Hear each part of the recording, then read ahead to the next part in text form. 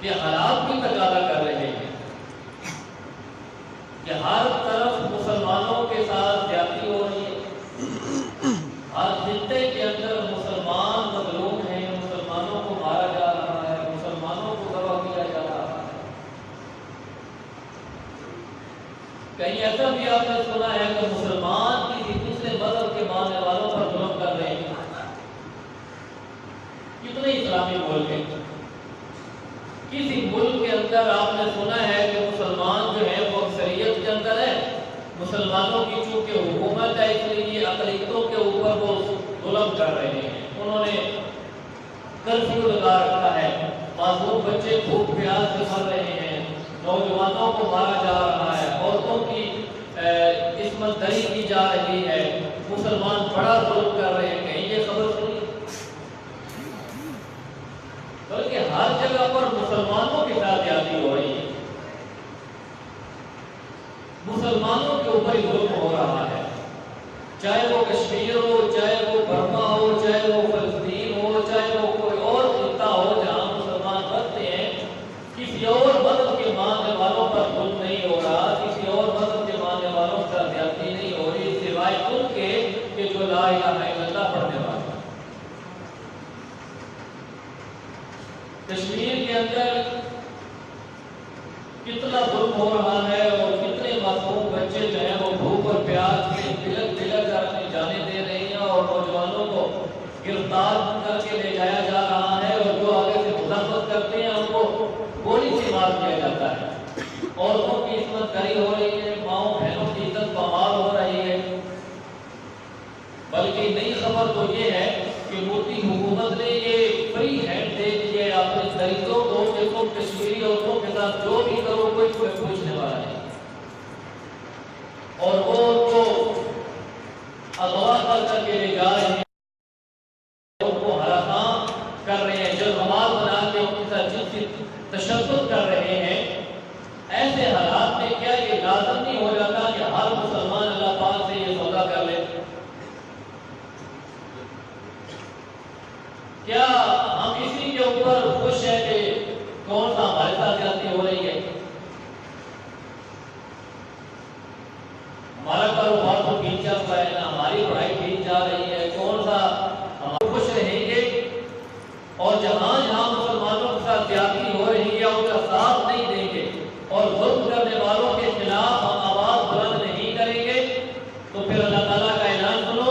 اللہ تعالیٰ اپنے پارے سورہ توبہ کے اندر فرماتا ہے کہ میرے محبوب یہ جو جہاد سے جی چھڑاتے ہیں نا اور کہتے ہیں کہ ہم اپنی حالت کے اوپر خوش ہیں، کون سا ہماری قوم بہنوں کے ساتھ زیادتی ہو رہی ہے، کون سے ہمارے نوجوانوں کو مارا جا رہا ہے، کون سا ہمارا کاروبار خراب ہو رہا ہے، ہم تو امن کی زندگی گزار رہے ہیں۔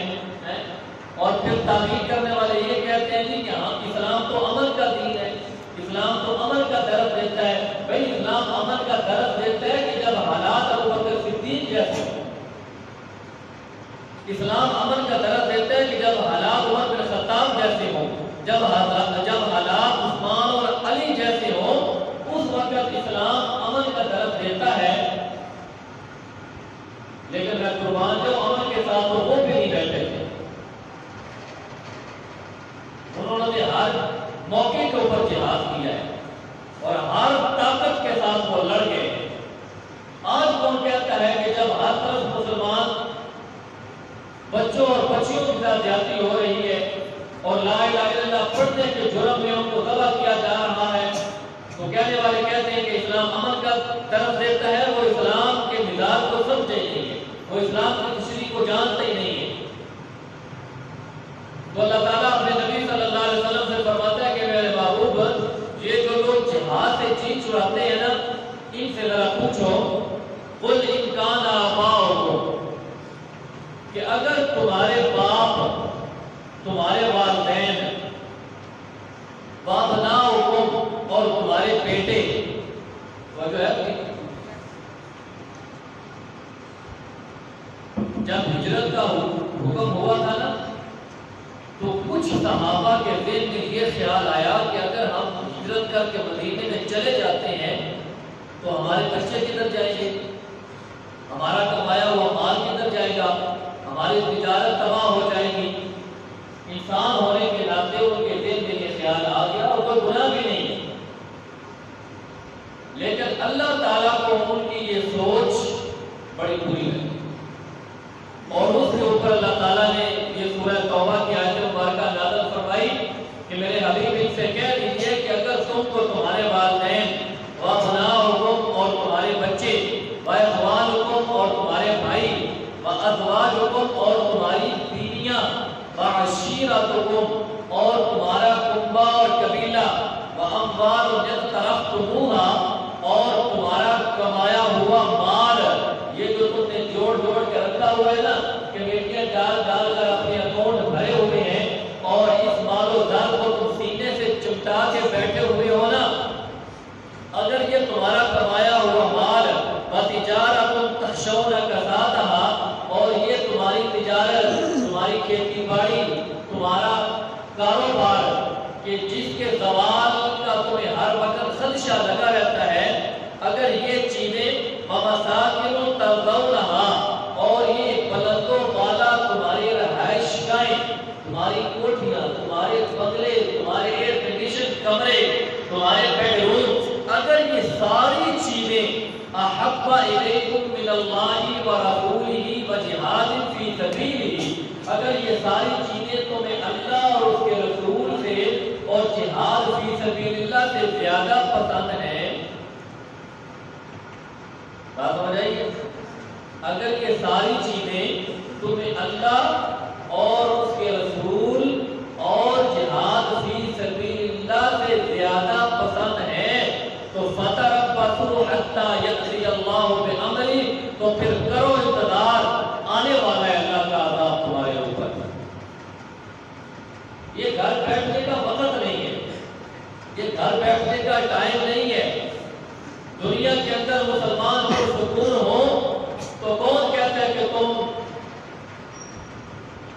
اپنا کاروبار چھوڑ کے جہاد کے فرض ہونے کا اعلان کرو یا ہر محاذ کے اوپر جا کے لڑو، لیکن جب ہر جگہ کے اوپر ہر خطے کے اندر مسلمانوں کی زیادتی ہو رہی ہے تو پھر یہ گھر بیٹھنے کا وقت نہیں، یہ میدان میں کھڑے ہو کر دشمن کو لگانے کا ٹائم۔ اور جو ایسا نہیں کرتا، اپنے ماں باپ، اپنے بچوں، اپنے کاروبار، اپنے رشتہ دار، اپنے کوٹھیوں، اپنے پیسوں سے محبت کرتا ہے تو اللہ فرماتا ہے فتربصوا، انتظار کرو حتی یأتی اللہ بامرہ، آنے والا تمہارے اوپر میرا عذاب۔ چھوڑوں گا نہیں۔ حضرت ابوبکر صدیق رضی اللہ تعالیٰ عنہ نے جب خلافت سنبھالی تو پہلا خطبہ دیا، اس خطبے کے اندر حضرت ابوبکر صدیق رضی اللہ تعالیٰ عنہ نے فرمایا تھا کہ لوگوں یاد اس انداز کے اندر اللہ تعالیٰ کا غصہ ہے، یا ایھا الذین آمنوا ما لکم، 10 پارہ سورۃ توبہ، فرمایا کہ ایمان والو تمہیں ہو کیا ہے، تم کیوں اتنے دنیا دار بن گئے ہو، کیوں اتنے مفادات پرست بن گئے ہو کہ جب تمہیں کہا جاتا ہے انفروا فی سبیل اللہ کہ یہ گھر بیٹھنے کا وقت نہیں ہے، تمہارے ہم مذہبوں کے اوپر ظلم و ستم کے پہاڑ توڑے جا رہے ہیں صرف اس لیے کہ وہ مسلمان ہیں، کشمیریوں کا اور کیا جرم ہے؟ ویسے کرو تم ان کے حق میں اپنا کردار ادا کرو تو اس طاقت تم الى الارض، تمہیں کیا ہو جاتا ہے کہ تم زمین کے ساتھ چمٹ جاتے ہو، تمہیں اپنے مفادات جو ہے وہ رائے خدا میں نکلنے کی اجازت نہیں دیتے، اور وہ بیچارے پکار پکار کر کہہ رہے ہیں ربنا اخرجنا، ربنا اخرجنا من هذه القرية الظالم اهلها، کہ اے ہمارے پروردگار یہ ایریا کے رہنے والے ظالم ہیں، ربنا اخرجنا، ہمیں نکال دے ان کے ملک سے، ہمیں آزادی چاہیے، ربنا اخرجنا من هذه القرية الظالم اهلها، کہ یہاں کے رہنے والے لوگ ظالم ہیں، ہمارے اوپر ظلم کر رہے ہیں، وہ لوگ مانگ رہے ہیں۔ اللہ تعالیٰ نے دعا نہ کرنے کی کہ مظلوم لوگ جو ہیں وہ کس طرح دعا کرتے ہیں، بہنیں بھی اسی طرح دعا کر رہی ہیں. آپ کو کیا پتا کہ وہ کتنی مجبور ہے کہ جب ایک عزت مآب شرافت مآب ایک نوجوان بہن جب ماں کے اندر آ کر روتی اور کہتی ہے کہ مسلمانوں ہم مظلوم ہمارا ساتھ دو, اللہ کی قسم سننے والے دیکھنے والے آدمی کا کلیجہ پھٹ جاتا ہے. آپ کو کیا پتا کہ وہ پوری مائیں کس طرح وہ سحری کے اوقات میں اور تہجد کے وقت میں اپنا دعوت پھیلا کے اللہ تعالیٰ سے مدد کی درخواست کرتی ہیں اور وہ کہتی ہیں وَاجْعَلْ لَنَا مِن لَّدُنْكَ وَلِيًّا وَاجْعَلْ لَنَا مِن لَّدُنْكَ نَصِيرًا کہ پروردگار بھیج دے دنیا کے کسی کونے سے کوئی محمد بن قاسم بھیج دے, کوئی محمود غزنوی بھیج دے, کوئی صلاح الدین ایوبی بھیج دے, کوئی ہماری مدد کے لیے کسی کو بھیج دے. تو جن کو پکارا جا رہا ہے استاقلتم من الارض وہ زمین کے ساتھ چمٹ جاتے ہیں, ان کو اپنے مفادات جو ہے وہ دائیں بائیں ہونے نہیں دیتے. تو اللہ فرماتا ہے ارضیتم بالحیات الدنیا من الآخرہ, کیا تم دنیا کی زندگی کے اوپر ہی خوش ہو گئے ہو, دنیا کی زندگی کے اوپر ہی راضی ہو گئے ہو؟ اگر ایسا ہے کہ تم جہاد کے لیے تیار نہیں ہو اور تم دنیا کی زندگی کے اوپر خوش ہو گئے ہو تو یاد رکھنا مل حیات الدنیا فی الآخرۃ الا قلیل کہ دنیا کی زندگی تو آخرت کے مقابلے میں کچھ بھی نہیں. دنیا کی زندگی آخرت کے مقابلے میں کچھ نہیں ہے. جب مر کے میرے پاس آؤ گے نا تو پھر میں تمہیں بتاؤں گا کہ جہاد کو چھوڑ دینے کا انجام کتنا خوفناک ہوتا ہے. میں اللہ کی قسم کھا کے کہتا ہوں کہ جب تک مسلمان مجاہد تھے دنیا کے اوپر ان کی حکومت تھی, اور جب یہ ڈاکٹر اور انجینئر اور مینیجر اور فلاں یہ ان کا مقصد بن گیا اسی دن سے ذلت ان کے اوپر مسلط ہو گئی. تو اللہ فرماتا ہے ارضیتم بالحیات الدنیا من الآخرہ, اپنے ہمدرد بھائیوں کو مرتا ہوا دیکھ کر بھی تمہارے کانوں پر جو نہیں رہی تھی اور تو اسی کے اوپر خوش ہو کے ہم تو عمل کے اندر رہ رہے, ہماری زندگی کے اوپر سکون گزر رہی ہے. اگر ایسا ہے تو مل حیات الدنیا فی الآخرۃ الا قلیل, یاد رکھنا کہ دنیا کی زندگی ایک دن ختم ہو جائے گی. اور آپ صلی اللہ علیہ وسلم نے فرمایا کہ جو مسلمان بندہ نہ جہاد کرتا ہے اور نہ اس کے دل میں جہاد کی تمنا پیدا ہوتی ہے, نہ جہاد کرتا ہے نہ اس کے دل میں جہاد کی تمنا پیدا ہوتی ہے, تو آپ صلی اللہ علیہ وسلم نے فرمایا کہ یہ آدمی مرا تو منافقت کی موت ہو رہا ہے, نفاق کے شعبے کے اوپر اس آدمی کی موت آئی.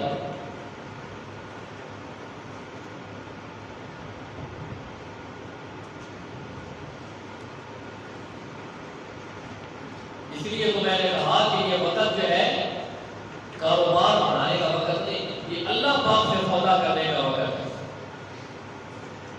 اور اللہ تعالیٰ خود مطالبہ کرتا ہے ان اللہ اشترى من المؤمنین انفسهم واموالهم بان لهم الجنہ, میرے بندو اپنے رب سے سودا کر لو.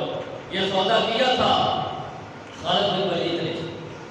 اچھا ایک بات میں یہاں بتا دوں, سودا جب ہم آپس میں کرتے ہیں نا تو اس میں خسارے کا بھی اندیشہ ہوتا ہے نا, نقصان کا بھی اندیشہ ہوتا ہے نا. کبھی فائدہ ہو گیا, کبھی نہ ہوا, کبھی ان کا نقصان ہو گیا. میں قربان جاؤں, اللہ تعالیٰ فرما رہا ہے کہ یہ جو سودا تم میرے ساتھ کرنے جا رہے ہو نا, میں گارنٹی دیتا ہوں کہ اس میں تمہارا فائدہ ہی فائدہ ہے, نقصان کا قابل نہیں. اس میں تمہارا نفع ہی نفع ہے, منافع ہی منافع ہے, فائدہ ہی فائدہ ہے. اس میں تو بات اپنے ریت کے اندر سے نکال دو. آیت کا ترجمہ کرنے لگا ہوں, ان اللہ اشترى من المؤمنین انفسهم واموالهم بان لهم الجنہ. اللہ فرماتا ہے کہ اللہ پاک نے اپنے اہل ایمان بندوں سے ان کی جانیں بھی خرید لی, ان کے مال بھی خرید لیے. جانیں بھی خرید لی اور مال بھی خرید لیے. کس چیز کے بدلے؟ بان لهم الجنہ. کس چیز کے بدلے؟ جنت کے بدلے۔ اب یہ اہل ایمان کیا کرتے ہیں؟ یقاتلون فی سبیل اللہ، یہ اللہ کی راہ میں جہاد کرتے ہیں، اللہ کی راہ میں مومن بندے اللہ کی راہ میں مومن آدمی کی نشانی کیا بتائی جا رہی ہے؟ اہل ایمان کی علامت کیا بتائی جا رہی ہے؟ کہ وہ کیا کرتے ہیں؟ وہ پڑھائیاں کرتے ہیں، کرے ضرورت ہے، وہ کاروبار بڑھاتے ہیں، بڑھائیں ضرورت ہے، لیکن یہ مقصد نہیں ہے۔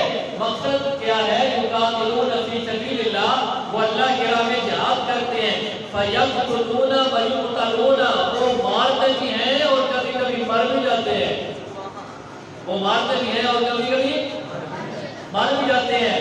مار دیں تو غازی بن جاتے ہیں، مر گئے تو شہید ہو جاتے ہیں۔ بات ہو جائے، فائدہ ہے کہ نہیں؟ اللہ کے ساتھ تجارت کا فائدہ ہی فائدہ ہے کہ نہیں؟ نقصان کا کوئی خطرہ ہے؟ نقصان کا کوئی اندیشہ ہے؟ مومن بندہ اللہ کے راہ میں قتال کرے، اللہ کے راہ میں لڑے تو دو ہی شکلیں ہیں نا، یا اس موذی کو مارے گا یا خود مر جائے گا۔ اس کو مارے گا تو غازی بن جائے گا، گناہ بھی معاف ہو جائیں گے، مال غنیمت بھی مل جائے گا، اور جب اگر مر گیا تو شہید ہو جائے گا اور خون کا قطرہ زمین پر گرنے سے پہلے جنت کے اندر پہنچ جائے گا۔ سبحان اللہ۔ اللہ کے ساتھ تجارت کا کوئی اندیشہ ہے، نقصان کا کوئی خطرہ ہے؟ تو فرمایا کہ میرے ساتھ کاروبار کرو،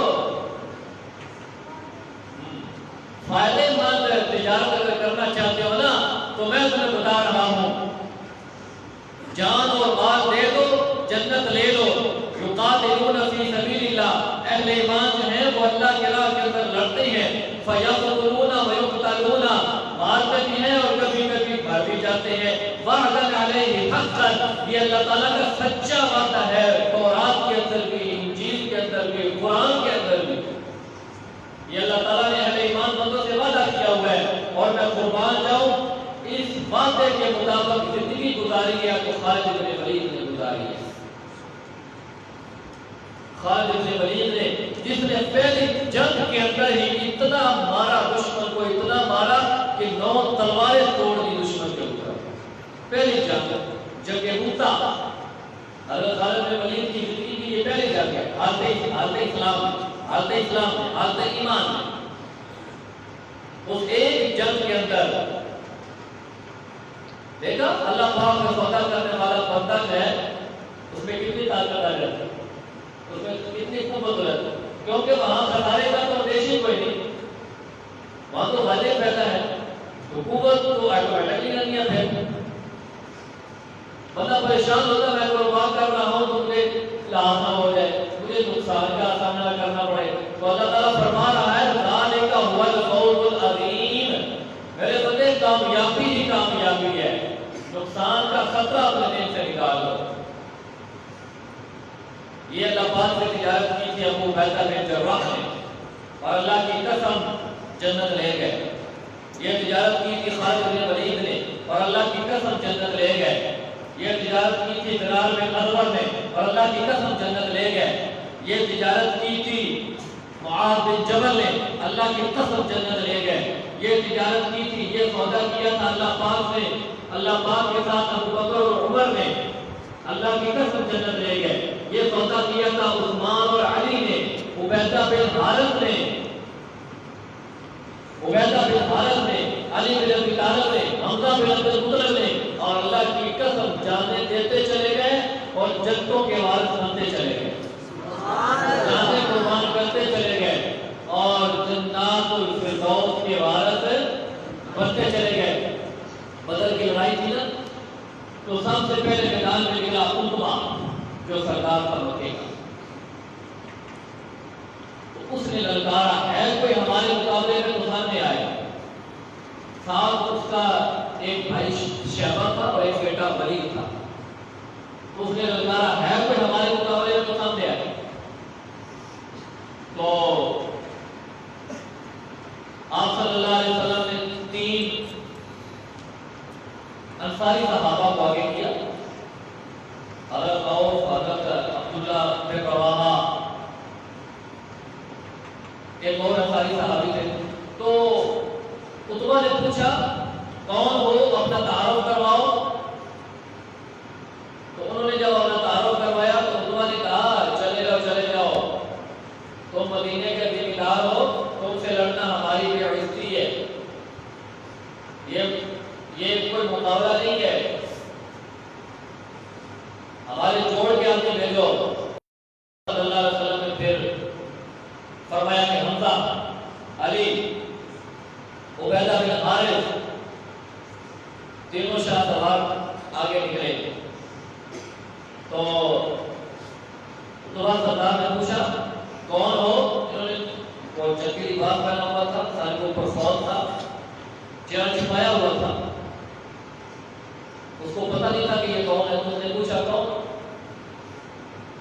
تو عتبہ کہنے لگا ہاں اب مقابلہ ہے جوڑ کا۔ تو جب مقابلہ ہوا تو پتہ نہیں چلا، شیبہ کے مقابلے میں آئے حضرت حمزہ نے شیبہ کو مار دیا۔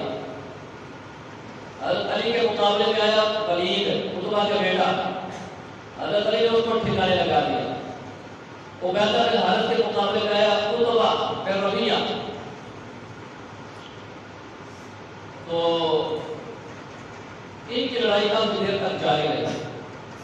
حضرت عبیدہ بن حارث کے اوپر ویسے بھی زیادہ تھی، حمزہ سے بھی بڑے تھے، حضرت علی سے بھی بڑے تھے، تو کوئی نتیجہ نہیں ملا۔ حضرت عبیدہ بن حارث کو ایک تیر لگا اور وہ کافی گہرا لگا، حضرت عبیدہ نیچے گر گئے۔ اتنی دیر میں حضرت علی اپنے مد مقابل سے فارغ ہو چکے تھے، اس کو ٹھکانے لگا کے فارغ ہو چکے تھے، تو پھر ادھر کا رخ کیا، دو دھاری تلوار تھی، ایک ہی بار سے اس کو بھی جہنم میں داخل کر دیا۔ تو حضرت عبیدہ رضی اللہ تعالیٰ عنہ نیچے گر گئے، خون کافی نکل چکا تھا، اٹھایا گیا نہ اٹھ سکے، تو حضرت علی رضی اللہ تعالیٰ عنہ یوں اپنے بازوں میں لے کر ان کو کندھے کے اوپر رکھ لیا اور لے کر چلے گئے نبی صلی اللہ علیہ وسلم کی بارگاہ اور جا کر لٹا دیا، سامنے لٹا دیا۔ البدایہ والنہایہ، امام ابن کثیر لکھتے ہیں کہ آپ صلی اللہ علیہ وسلم نے نا بیٹھے بیٹھے اپنے پاؤں مبارک آگے کر دیے، حضرت عبیدہ بن حارث سامنے کر دیے، اور عبیدہ بن حارث رضی اللہ تعالی عنہ نے اپنا چہرہ قدمین شریف کے اوپر رکھ دیا۔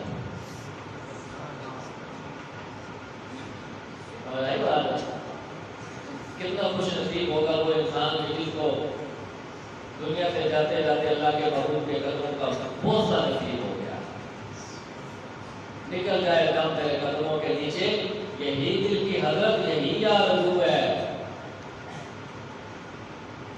اچھا، حضرت عبیدہ کو یہ کھٹکا تھا کہ میں میدان میں نہیں مرا، میں تو باہر میدان سے باہر مر رہا ہوں، جان دے رہا ہوں، کہیں یہ شہادت قبول بھی ہے یا میں اب تک ہی بہت مر رہا ہوں۔ تو جتنی کوئی طاقت تھی نا وہ جمع کر کے پوچھتے ہیں یا رسول اللہ میں شہید ہوں کہ نہیں؟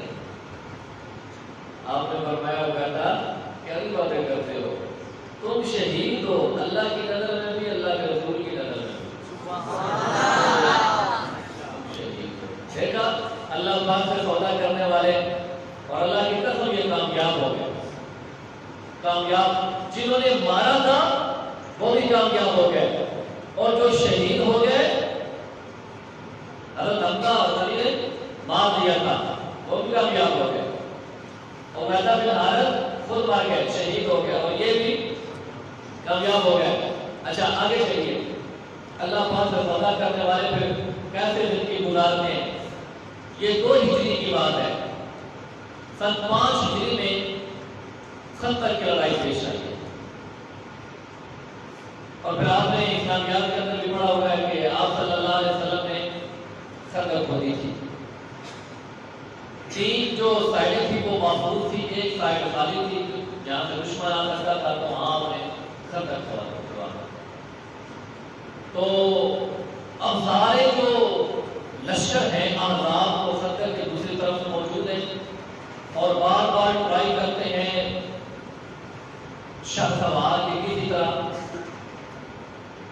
خندق کو پور لیا گیا، لیکن وہ کافی گہری بھی تھی اور چوڑی بھی تھی، وہ اس کو پور کرنے میں کامیاب نہ ہو سکا۔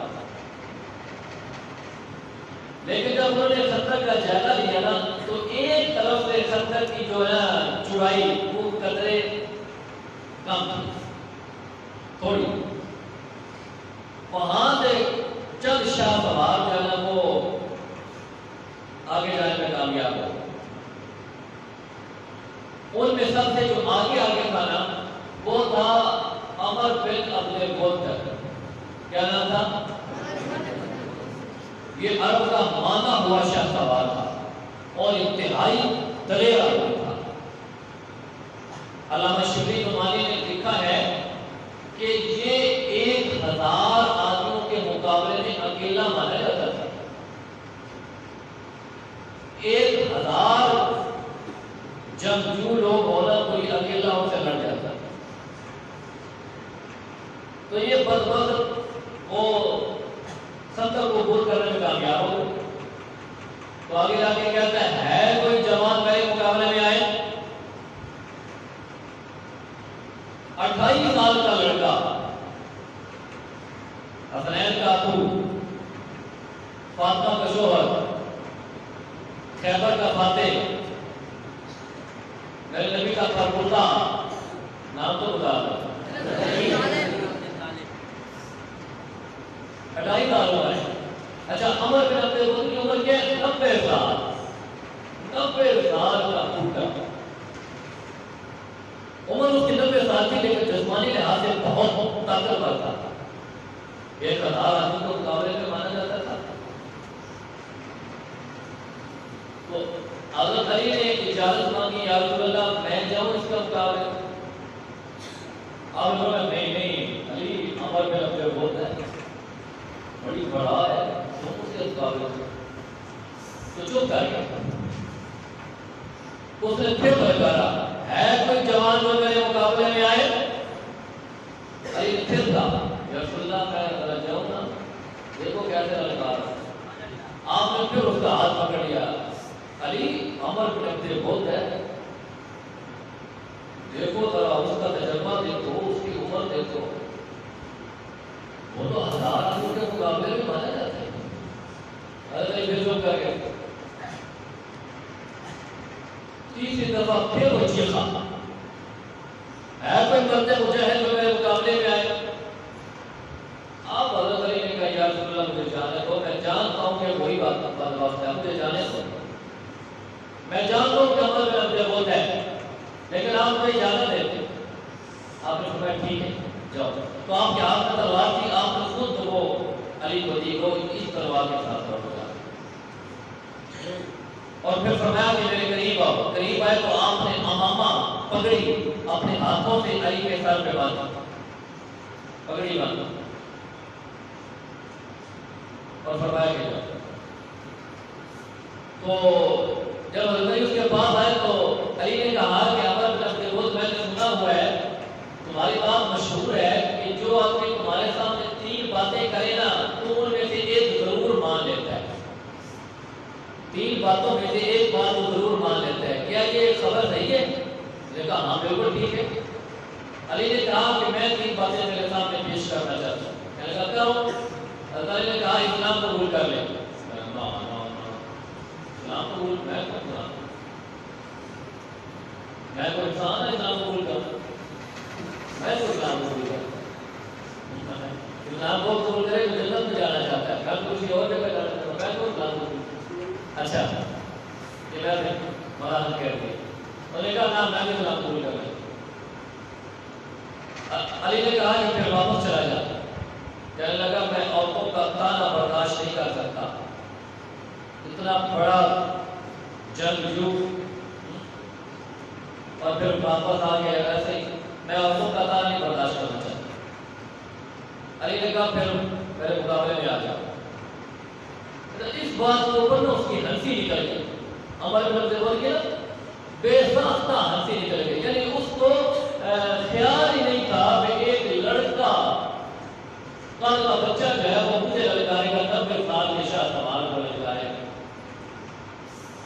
تو سیرت کی کتابوں میں لکھا ہوا ہے کہ اس کی ہنسی نکل گئی اور وہ کہنے لگا کہ میں جانتا ہی نہیں تھا، میرے گمان کے اندر یہ بات نہیں آ سکتی تھی کہ آسمان کے نیچے اور زمین کے اوپر تیرے جیسا کوئی چھوکرا مجھے للکارے گا، تیرے جیسا لڑکا مجھے للکارے گا۔ اس نے پوچھا تو کون ہے، اپنا تعارف کرواؤ۔ علی نے کہا حیدر ہوں، ابو طالب کا بیٹا، حیدر ہوں۔ گھوڑے پر بیٹھا ہوا نیچے اتر آیا کہ اللہ کا ابو طالب کا بیٹا، میں نہیں لڑ سکتا تیرے ساتھ، میں لڑنا نہیں چاہتا۔ حضرت علی نے کہا تو نہیں لڑنا چاہتا، میں تو لڑ کے رہوں گا، میں تو لڑنا چاہتا ہوں۔ اس کے اوپر اس کو غصہ آ گیا۔ علامہ شبلی نعمانی لکھتے ہیں کہ غصے سے وہ ایسا پاگل ہوا کہ اس نے آگے ہو کے زور کی تلوار ماری۔ حضرت علی کے سامنے سفر تھی، وہ ڈھال جس پر بات کو روکتے ہیں، تو وہ تلوار لگی ڈھال کے اوپر، ایسی کاری ضرب تھی کہ وہ تلوار سفر کو چیرتے ہوئے پیشانی کے اوپر آ کر لگی اور ہلکی سی جو ہے خراش یہ پیشانی مبارک کے اوپر آ گئی، اور اس کا نشان پھر ساری زندگی نہیں گیا، اس کا نشان پھر ساری زندگی نہیں گیا، زخم ٹھیک ہو گیا، نشان نہیں۔ اب حضرت علی کی باری تھی، اس نے ڈھال کی ہوئی تھی سامنے، حضرت علی نے تلوار کو گھما کے مارا ادھر کندھے پر، وہ کندھے کو چیرتے ہوئے جگر تک آ گئی، اور 90 برس کا شاہ سوار میں 1000 کے مقابلے میں اکیلا مانا جاتا تھا، پتہ نہیں لگا ایک ہی بات سے وہ زمین کے اوپر پڑا ہوا تھا۔ حضرت علی نے زور سے کہا اللہ اکبر، میں کامیاب ہو گیا۔ سبحان اللہ، اللہ سے سودا کرنے والے اللہ کی قسم کامیاب ہی ہوتے ہیں۔ اللہ گارنٹی دے رہا بتا لکھا ہوا الفوز العظیم، یہ ہے کامیابی کا راستہ، یہ ہے منافع والا راستہ، اس میں ناکامی کوئی نہیں، اس میں نقصان کوئی نہیں۔ 2-3 سال پیچھے چلے جاؤ، احد کی لڑائی ہے، سن 3 ہجری میں پیش ہے، آپ صلی اللہ علیہ وسلم نے تلوار نکالی میدان کے اندر، آپ نے فرمایا کون ہے جو اس تلوار کا حق ادا کرے گا، کون ہے جو اس تلوار کا حق ادا کرے گا؟ عمر بن خطاب رضی اللہ تعالیٰ عنہ نے کہا یا رسول اللہ میں ادا کروں گا، آپ نے فرمایا نہیں۔ زبیر بن عوام آگے ہوئے، یا رسول اللہ میں ادا کروں گا، آپ نے فرمایا نہیں، آپ کی پھوپھی کا بیٹا، زبیر بن عوام پھوپھی کے بیٹے، آپ نے فرمایا نہیں۔ ایک صحابی ابو دجانہ مشہور شاہ سوار ہے عرب کے، کہنے لگے یا رسول اللہ اس تلوار کا کیا حق ہے؟ آپ نے فرمایا کون اس کا حق ادا کرے؟ ابو دجانہ نے پوچھا یا رسول اللہ اس کا کیا حق ہے؟ آپ نے فرمایا کہ اس میری تلوار کا حق یہ ہے کہ اس کو دشمن پر اتنا چلاؤ کہ یہ ٹیڑھی ہو جائے۔ ابو دجانہ نے کہا یا رسول اللہ یہ حق میں ادا کروں گا، آپ نے فرمایا یہ۔ اچھا زبیر رضی اللہ تعالیٰ عنہ کے دل میں یہ بات بیٹھ گئی کہ میں آپ کی پھوپھی کا بیٹا ہوں، مجھے تلوار نہیں، ابو دجانہ کو دے دیے، تو ان کے دل میں خیال آیا کہ اب میں دیکھوں گا کہ یہ کیسے حق ادا کرتا ہے تلوار کا، کہا نا کہ میں ادا کروں، میں دیکھتا ہوں کیسے حق ادا کرتا ہے۔ تو حضرت ابو دجانہ نے تلوار لی اور جیب سے سرخ پٹی نکالی، سرخ پٹی ایک رومال کا تھا، وہ رومال سرخ پٹی ماتھے کو بربا دی۔ انصار صحابی دیکھ کے کہنے لگے آپ کافروں کی خیر نہیں ہے، آپ یا کافر نہیں رہیں گے یا پھر ابو دجانہ نہیں رہیں گے۔ یہ موت کی نشانی ظاہر کر دی ابو دجانہ نے، موت کی نشانی، سرخ نشان موت کی علامت ہے۔ اب لگتا ہے کہ ابو دجانہ کچھ کر کرے گا، اور جب میدان کے اندر نکلے نا تو یوں اکڑتے ہوئے چلنے لگے، اللہ کے نبی دیکھ رہے ہیں، اکڑتے ہوئے چلنے لگے۔ تو آپ صلی اللہ علیہ وسلم نے ان کی چال دیکھ کے فرمایا کہ میرے صحابیوں یہ چال جو ہے عام حالات میں اللہ تعالیٰ کو پسند نہیں، لیکن اس وقت اللہ تعالیٰ کو بڑی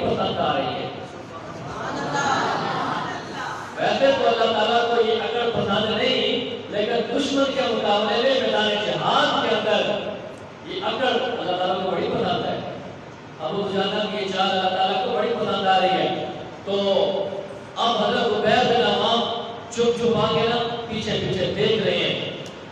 تو غزالی کے مسلمانوں، میرے مسجد اقصی کے مسلمان بھائیوں، علامہ شبلی نعمانی لکھتے ہیں کہ ایک طرف سے پھر ابو دجانہ نے کافروں کا صفایا شروع کرنا شروع کیا اور پھر لاشوں پہ لاشیں گراتے چلے گئے. کوئی ایسا آدمی نہیں، کوئی ایسا دشمن نہیں کہ جو ابو دجانہ کے مقابلے میں آیا ہو اور بغیتا بچ گیا ہو. لاشوں پہ لاشیں گراتے چلے گئے، خون کی ندیاں بہا دی اور جناب کھوپڑیوں کے انبار لگا دیے اور صفوں کو چیرتے ہوئے جا رہے ہیں. میدان کے دوسری طرف جب پہنچے تو اس طرف کھڑی ہوئی تھی ہند بنت عتبہ، جس نے قسم کھائی تھی کہ میں حمزہ کا سینہ چاک کر کے جگر چباؤں گا. دیر میں آئی ہو ابو سفیان کی بیوی رضی اللہ عنہ، ابو سفیان کی بیوی وہ کھڑے تھے. تو اس کو جب دیکھا نا حضرت ابو دجانہ نے تو اس کے سر کے اوپر یوں تلوار رکھ، آرام کے ساتھ، بھائی نہیں، آرام کے ساتھ یوں تلوار رکھ اور دیکھنے لگے. اور زبیر بن عوام ساتھ آتے ہیں. یہ سارا منظر زبیر بن عوام دیکھ رہے ہیں کہ کیسے تلوار کا حق ادا کر رہے ہیں. تو اچھا اب اگر تھوڑی سی حرکت ابو دجانہ کرتے نا تو ہند کا کام بھی تمام تھا. ہند بھی نہیں بچ سکتی تھی، لیکن ابو دجانہ نے یہ کہہ کر تلوار واپس اٹھا لی کہ یہ اللہ کی محبوب کی تلوار ہے، یہ اللہ کے محبوب کی تلوار ہے، میں اس تلوار کو اور ذات کے اوپر نہیں آزمانا چاہتا.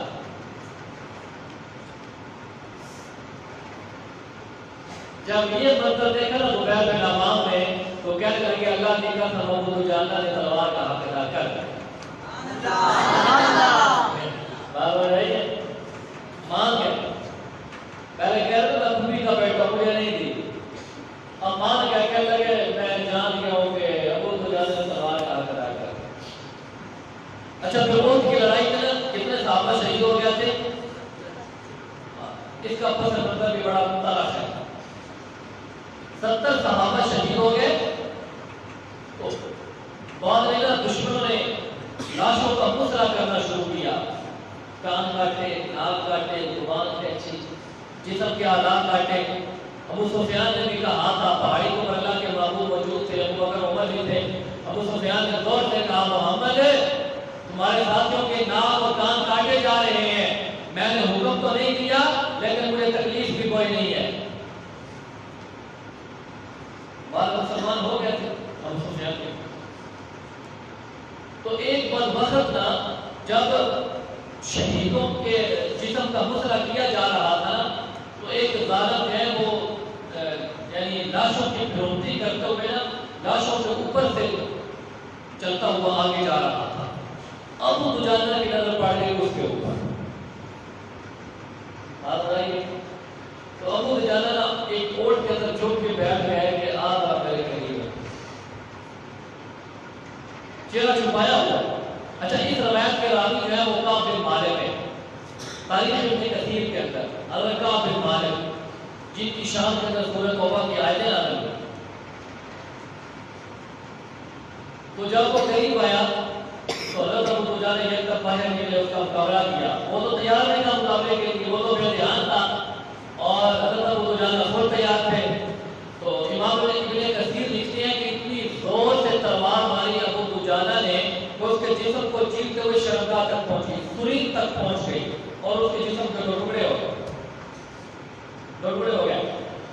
اب کعب بن مالک بھی دیکھ رہے تھے.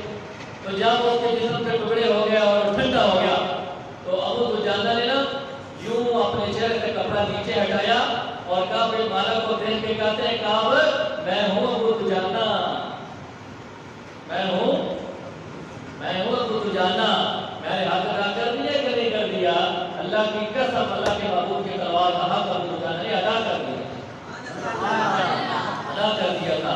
یہی تو لوگ ہیں جنہوں نے اللہ تعالیٰ سے یہ سودا کیا ہے اور اللہ کی قسم کامیاب سودا ہوا ان کا.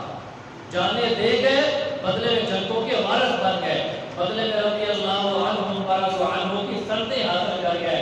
اور یہی سودا ہے جو اللہ پاک ہم سے کہتا ہے کہ میرے بندو اپنی جان اور اپنا مال میری راہ کے اندر لوٹاؤ اور بدلے میں جنت لے لو. جب یہ حالات بھی تقاضا کر رہے ہیں، کشمیر کے حالات تقاضا کرتے ہیں، برما کے حالات تقاضا کرتے ہیں، فلسطین کے حالات تقاضا کرتے ہیں، جہاں جہاں مسلمان مظلوم ہیں وہ حالات تقاضا کر رہے ہیں کہ اللہ تعالیٰ سے ہم یہ سودا مسلمان کو کر دینا چاہیے. اللہ تعالیٰ ہمارے دلوں کے اندر جذبہ جہاد پیدا فرمائے اور جہاں جہاں مسلمان مظلوم ہے، بالخصوص کشمیر کے مسلمانوں کے اوپر اللہ تعالیٰ اپنی نظر کرم فرمائے. اللہ تعالیٰ